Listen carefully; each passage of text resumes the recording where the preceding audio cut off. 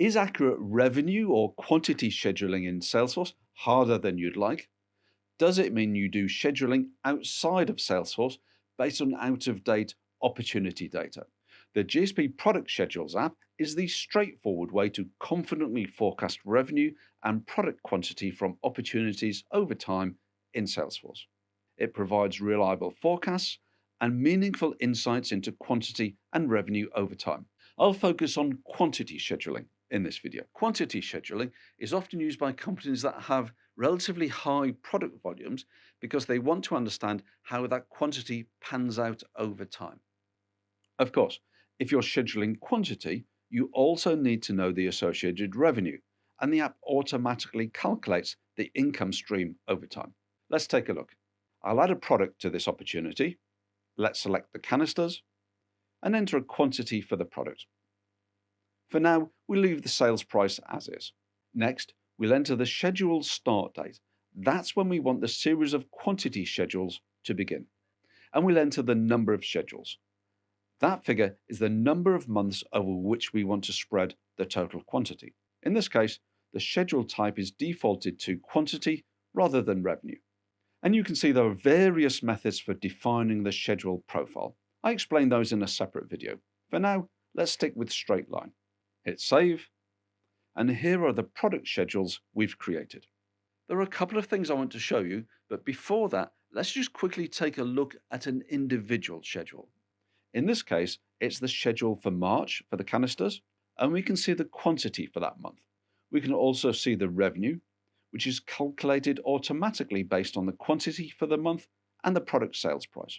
In other words, the revenue calculates automatically, and any changes to the quantity schedules automatically updates the revenue profile. And by the way, at the moment, this is a pipeline opportunity, so we can also see the weighted quantity and revenue based on the opportunity probability.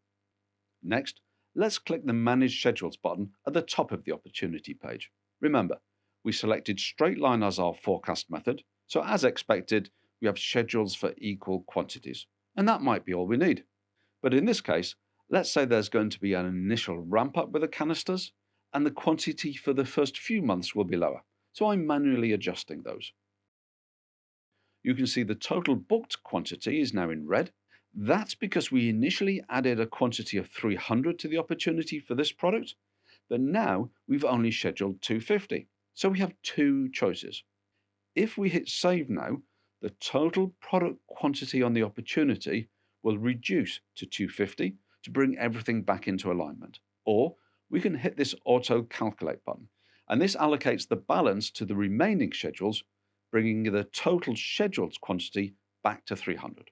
So either way, the total quantity of the opportunity product matches the scheduled quantity. And that also immediately updates the revenue profile so that revenue and quantity are in sync.